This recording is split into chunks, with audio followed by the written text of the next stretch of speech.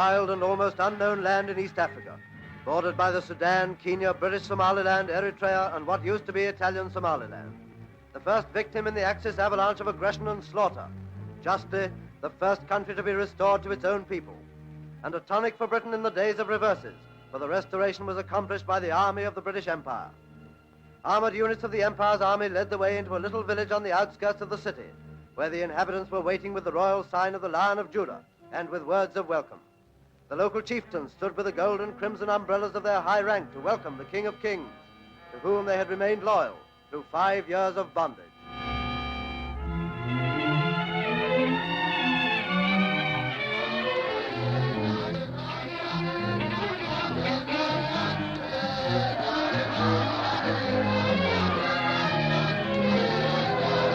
Children whose early days knew only subservience to the Italian tyrant watched the return of the Emperor's sons, the Crown Prince and the Duke of Harrah. Warriors who fought with spears against bombers and poison gas waited with their ancient symbols while the Emperor prayed in the little church, giving thanks for his return to free Abyssinia.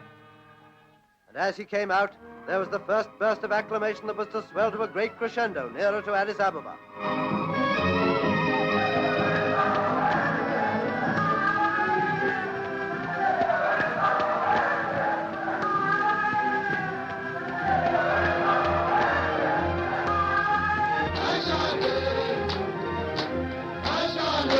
The procession started, leading it as a British colonel, one of the many officers of the Empire Army who did such magnificent work in organizing patriot armies. Following are the native cavalry and infantry, the fighting men of a fighting race who needed modern arms to overthrow the Italian usurper.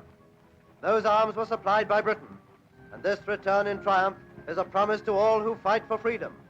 The road may be long and hard and dangerous, but the prize at the end of it will be won as surely as it has been here on this day of Ethiopia's rejoicing and homage.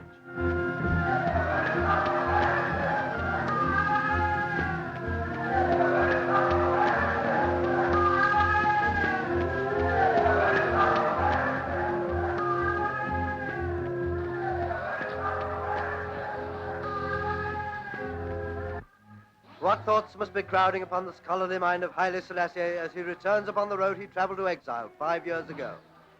The bitterness of a struggle that was lost, the abandonment of his just cause by the great powers in the distant palace of that futile League of Nations, that unbelievably disgraceful behavior of Italians who interrupted with whistling as the Emperor put his case before the League, the lonely years in the sanctuary of Britain while he worked for this, the liberation of his unhappy people.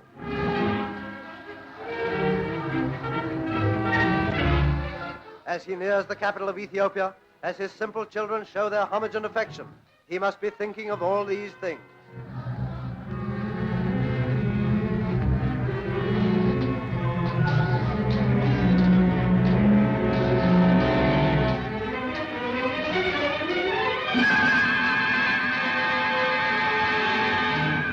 The strange but proud procession is now nearly in the capital itself.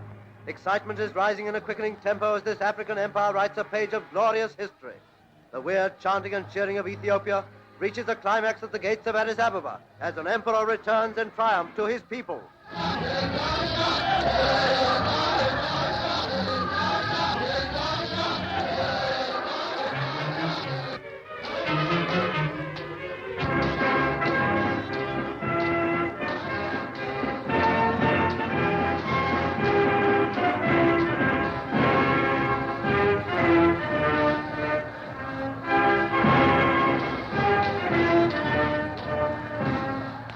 Picture to yourself how one day this scene will be enacted again and again. In Czechoslovakia, in Poland, in Holland, Belgium, Norway, Denmark, yes, in France too. And in gallant, glorious Greece, he was the first. Here was the moment of supreme triumph as the emperor was greeted by the general officer commanding in Abyssinia, General Cunningham. Nigerian troops were guard of honor after their victorious campaign. African guns fired a 21-gun salute.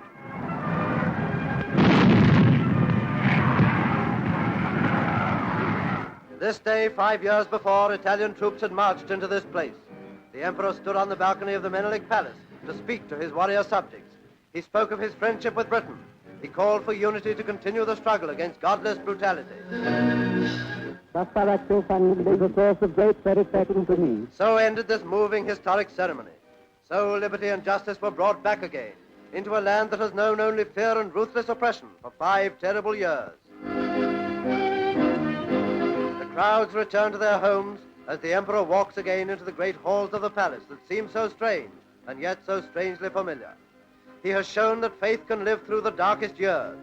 In our dark days, we shall do well to remember the grim ordeal of these simple people, how they endured, and how they came through hell to victory.